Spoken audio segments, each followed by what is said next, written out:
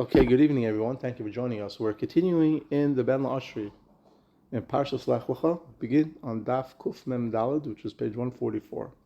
And as we begin every shir, we learn Lulei Nishmas Tzadik Miranana, Rabbi Yitzchak HaKohen, and Asher Anshel Hoverman. In this week's Parsha, there's many beautiful pieces and insights that the Ben Ashri introduces. And we're going to start with an unbelievable idea and concept that the Ben Ashri talks about. And that is, why exactly did Avram Avinu have to leave the place of his birth? Right? There's a famous kasha, everybody talks about it. Why did Avram Avinu have to leave? Why did Hashem have to tell him from your birthplace, from your city, from your land? Kosh Baruch Hu could have just told Avram Avinu, it's time for you to go to Eretz Yisrael. The Ben Ashri has an unbelievable insight in what exactly Avram Avinu was doing all these years in Kasdim, in Ur, and what happened all of a sudden that Hashem now tells him at a certain point, it's time for you to leave. So this idea, this insight, as we're going to see, is based on an Arachaim, which is based on a famous Kabbalistic principle. Api Mashakos of Arachaim HaKadosh. So to understand what Avram Avinu was doing in Ur Kasdim, in his country, and why all of a sudden now Hashem tells him that he has to leave. Right? He didn't leave right away to go to Eretz Yisrael and have a son. His son was born later. And not only that, as soon as he came to Eretz Yisrael, he had to go down to Mitzrayim. So what's going on over here? So the Chaim explains, if Klal Yisrael, later on in the future, when they came to Eretz Yisrael, would not have done Averos, their strength, their spiritual strength would have been like a strong magnet that draws metal towards it. V'habarzel be atzmai, and a very strong metal can actually cause the metal to be drawn to it. You could put the magnet in a certain place, and without moving, all the magnet in the vicinity will come towards the magnet itself. The stronger the magnet, the further out its pull will be, right? If it's in a super strong magnet, let's say it can go 100 feet. If it's even stronger, it can go 200 feet, so on and so forth. So too, if Klal Yisrael would not have done any Averos, their spiritual magnet would have been so strong that all the sparks of Kedushas that we have to bring and take out from the Klippa and raise it back to its source would have on its own came to Eretz Yisrael, and would have been fixed and raised back to its source in Eretz Yisrael. It would not have had to go to Galus. So the Chaim explains a famous concept, says the Ben Ashri, that part of our job and part of the reason that we go from Galus to Galus, from place to place, right? You ever thought to yourself, we lived in a country for many years and then all of a sudden one day we're gone. Why? Because there's nothing for us to be there anymore, right? Klal Yisrael lived in the Middle East for thousands of years and all of a sudden one day we're gone. Klal Yisrael lived in Spain, Portugal, Russia, Ukraine, Poland, Germany. Today, it's a fraction of the size. The Middle East is not even, except for Iran, there's not even 1,000 Jews left in the Middle East. What happened? There's no more Kedusha anymore. We did our jobs. We raised the nitzotzes that were associated with the neshamas of Klal Yisrael that were there, and they came back to the source, and now we have to move to another place. The Chaim says, Lu Yitzur, if not for the fact that we did Averos, we wouldn't have had to go on to Galus. Because we did Averos,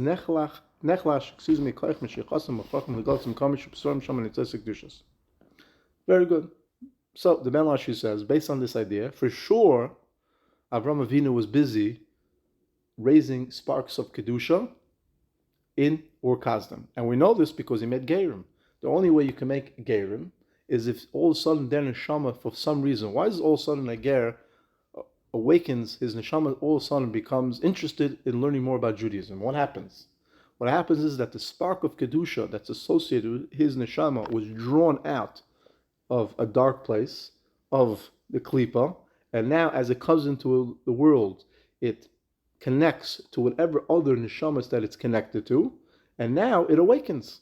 And for sure, as the Torah says, that's what Avram Avinu was busy with, making Gerim. B'vadai kol avodas Avram Avinu ha'isal lahalisis and nitzotze kedushas. Avram Avinu for sure was busy, because that's part of our avodah, to raise the nitzotze kedushas. By days there, through raising the kedusha, the nitzitis, the sparks of kedusha, hagoyim she'oisun hanitzitis hakedushas b'soichem, the goyim, that their neshamas are trapped. Right? We know that many goyim really are nishmas of Klal Yisrael. The neshama is trapped. Right? When Adam Rishon did an avera, and the neshamas that are associated with his neshama spread out throughout the worlds, the klipas caught them. Right? Rabbi Akiva came from a famous family of Gerim. His original source was Gerim.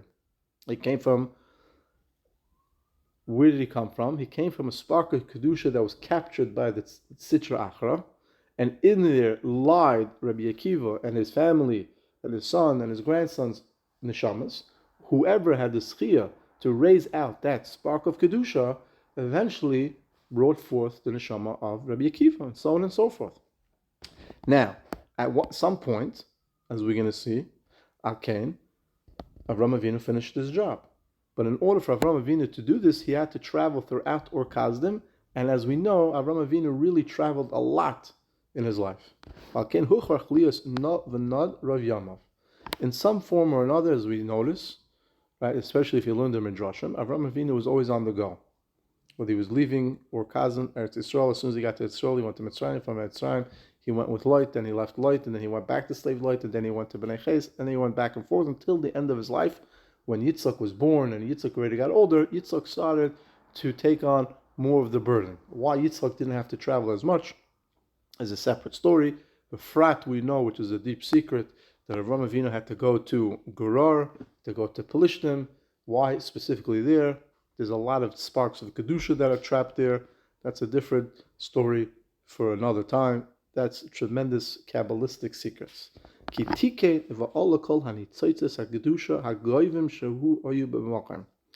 Avram Avinu in Kasdim now was masakin all the sparks of Kedusha. So now, once he finished that, Hashem told him it's time to leave. And it's time now to go to Yisrael to continue in there to raise the sparks of Kedusha.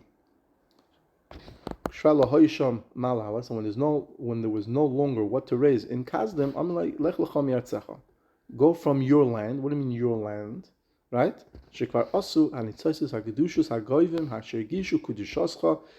nitzaitis already were raised, that were awakened from your travelings. It's no longer your land. There's nothing more for you in Ur Kasdim, and that's why Avram Avinu never went back. He didn't even send Yitzchak because there was nothing for Yitzchak to do there. He sent Eliezer and Avram. Right? Again, another secret why specifically Eliezer had to go to pull Rivka out. From there, it falls on the same category, which is again above the scope of this shir. The Ben Lashri now explains there were different levels of sparks of Kedusha. Some needed less work to pull them out of the grasp of the klipa. That is a reference to Yartzecha. You could stay in your city, and all the surrounding neshamas and sparks of Kedusha on their own would be pulled towards you. Then you have your city. You have to be in your city to gather lesser strength or sparks of Kedusha that are further entrenched in the klipa. Shirak im hayu be'ir merlaretai az yichulu lahargish as Kedushasai. Lavi l'davik. V'gam nitzais the Kedusha haktanim, the ones that are very small and very weak. Shal yigishu b'Kedushasai el im kain hayu itcha bebeitcha avicha mamash. Avram Avinu understood that there were certain neshamas, certain sparks of Kedusha that had to come to him. The only way for them to come to him is if he incentivized them, as we know, for them to come to him. And how did he incentivize them? He opened up a Eshel Avram, place to give out food. That on its own drew people. In the food itself, by the way, there's sparks of Kedusha. That's why Avram Avinu chose specifically to give food, right? And then he taught them how to bench and how to thank Hashem. Through doing that, that raised the sparks of Kedusha that were in the food, which connected to the individual that was eating it, and that awakened his neshama, and that individual became a ger. So as you see, they are all tied together. This concept of Avram Avinu and Klal Yisrael is avoided in raising the sparks of Kedusha. Very good. And when he finished it, right, there was nothing left for you to do there. So the Ben Ashi explains that why all of a sudden Kadosh Baruch Hu told Avram Avinu that it's time to leave. It's very simple, because at that point, all the neshamas and all the sparks of kedusha that were associated with Avram Avinu, that only he could raise, were already raised, and now it was time for him to move on to the next chapter of his life, to raise the sparks of kedusha in Eretz Yisrael, in Mitzrayim, in Eretz Pelishtim, and to continue the avodas hakodesh of raising the sparks of kedusha and releasing the neshamas that are captured. Continuing on this theme, we're going to learn now another unbelievable piece, which is on Kuf Mem Vav. Drush. Vayom Hashem al Avram, Lech l'chom ertzecha, v'eschol lo gargadu, v'yelech itoi Lot, Lot went with him, v'yikav Avram, Avram took Lot ben Acher. These are the first few psukim in this week's parsha. Yesh ledaktik.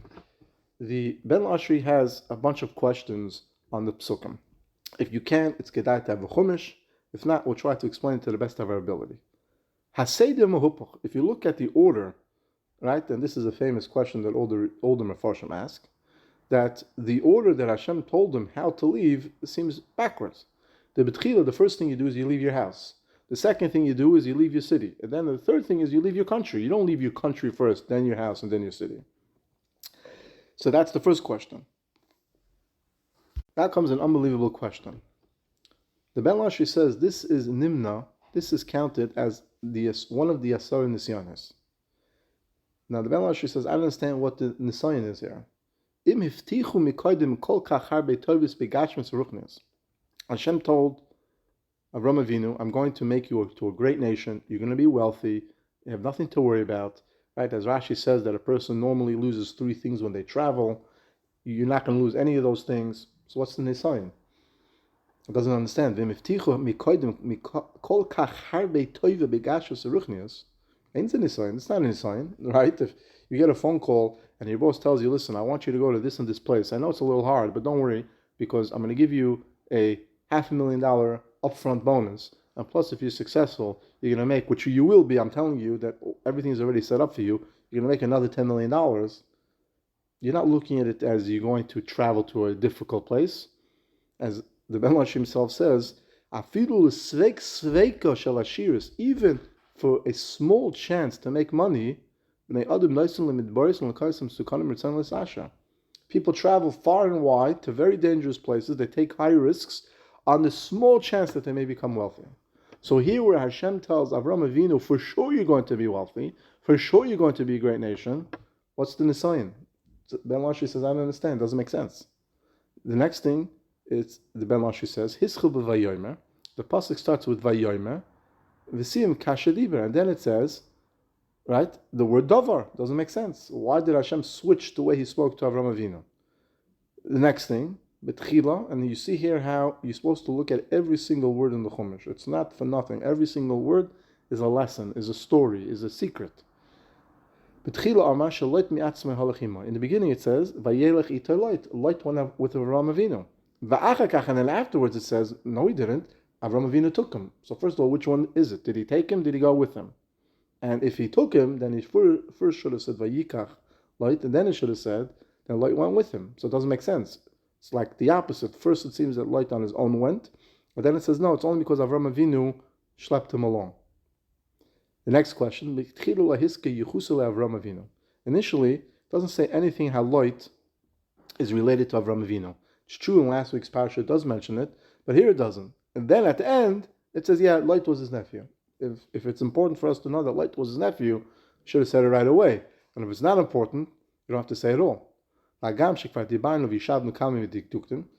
though the Ben Lashi says we already discussed many of these diktukim, these questions, there's a famous lashon that every time you learn something, you could be mechadish. So let's go through the questions again.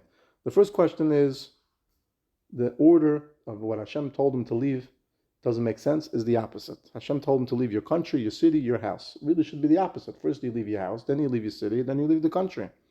The next thing, the Ben Lashi says, why is this an Nisayan? Why?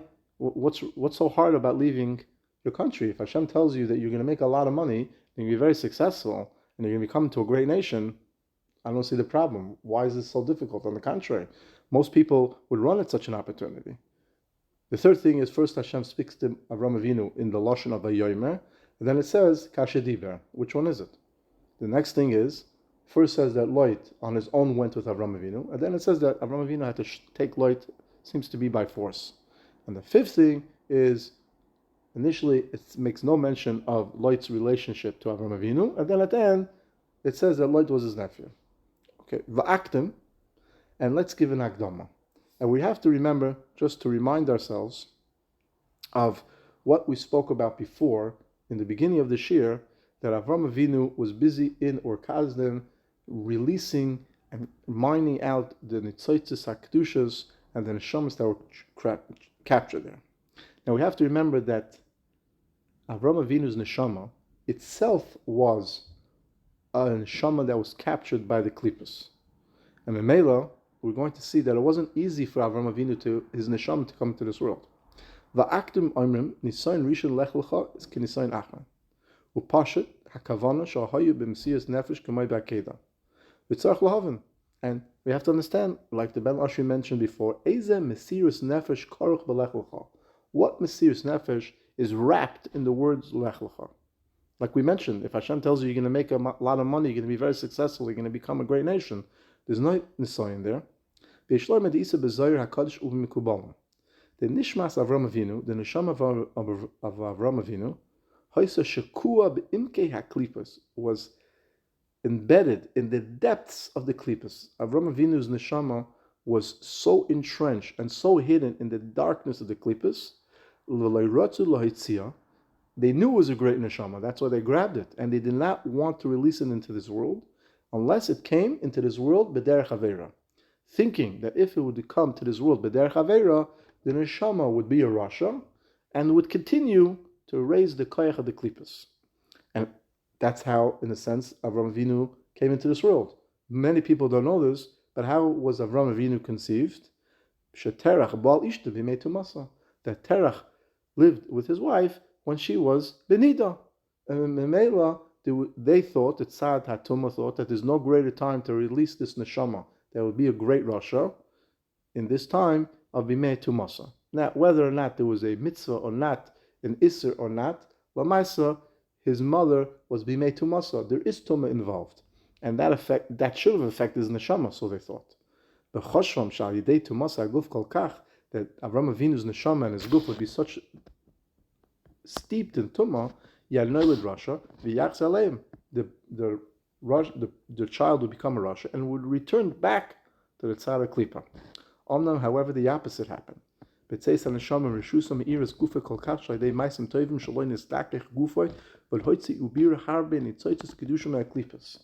Avinu release into this world had the opposite effect that they thought. Not only did Avram Avinu himself purify himself, he brought with him thousands of sparks of Kedusha. Not thousands, but enormous amount of sparks of Kedusha. So on the contrary, not only did it not strengthen the Tzara Tumah, it weakened it. And Avram Avinu publicized the oneness of Hashem to a level that was never done up until that point. Up until that point, people were busy with different types of idols and multi-gods and triple gods and all these things. And that helped, obviously, the Klippa until Avram Avinu came and had such an opposite effect.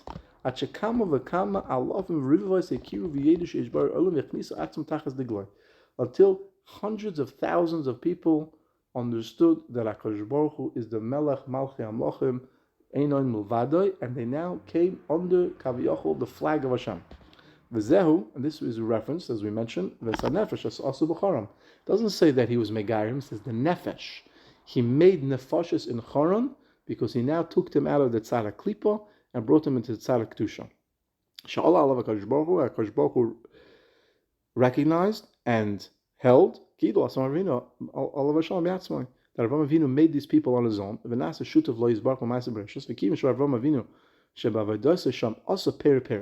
Now comes the Ben Ashri to start to answer all of our questions. So let's summarize. Ben Ashri asked a series of questions. The main one being what the nisayin was for Avram Avinu to leave Ur Kasdim if he was promised wealth and riches and gashmias and power. Doesn't seem like that's a great nisayin. So based on the idea, says the Ben Lashri, that Avram Avinu was sent and was in Ur Kasdim doing a tremendous Kiddush Hashem that was never seen before, to the point that hundreds of thousands of people started to recognize that Hashem is Ein Olam Avadai and Hashem Olakim. And Avram Avinu himself saw that he was starting to have tremendous success in what he was doing. Because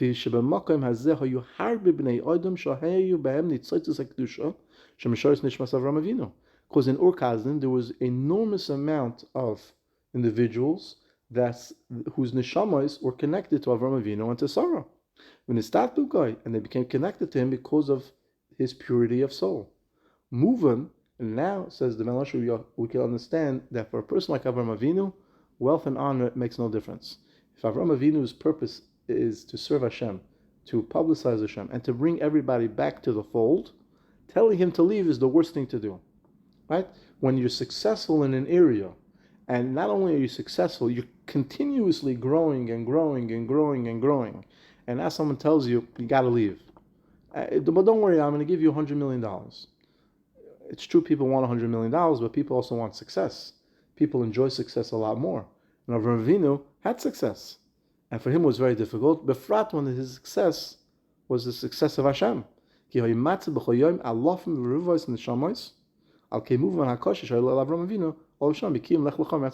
we understand why this was a tremendous nisayon. Because he could have said to himself, listen, Hashem, I'm doing God's work here. I'm seeing tremendous success. I'm not going to leave. You promised me $100 million? Yeah, but every day I'm bringing 1,000 people back into the Machan of Hashem. Avram Avinu didn't make cheshbonos. Avram Avinu didn't make ideas and conceptions and this and that. Hashem said A, I'm doing A. What he thought was going to hurt Hashem, that's not my business. That's Hashem's business. Hashem doesn't want me to be here. Hashem knows better than I do. Now, as we learned in the piece in the beginning of the shir, that at that point Hashem understood that there was no more people for Avram Avinu to save. So Hashem understood that really there was no more business for him to do there. But Avram Avinu didn't understand that. He wasn't given that secret that your job in Ur Kasdim was done. And Avram Avinu never went back to Ur Kasdim because there was nothing for him to do there. And as we mentioned, even Yitzchak didn't go there. There was nothing for him to do there. But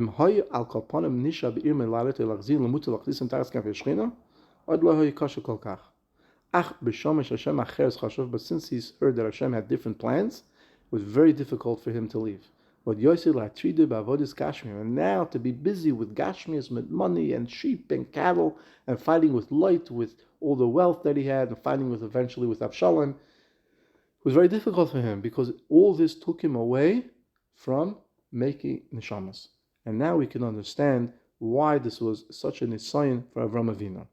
Memela, and furthermore, says the Ben Lashri, that it's true that we all want parnasa, we all want gashmias, and we all want gashmias to serve Hashem, but ultimately gashmias in and of itself is a tzimtzum of Hashem.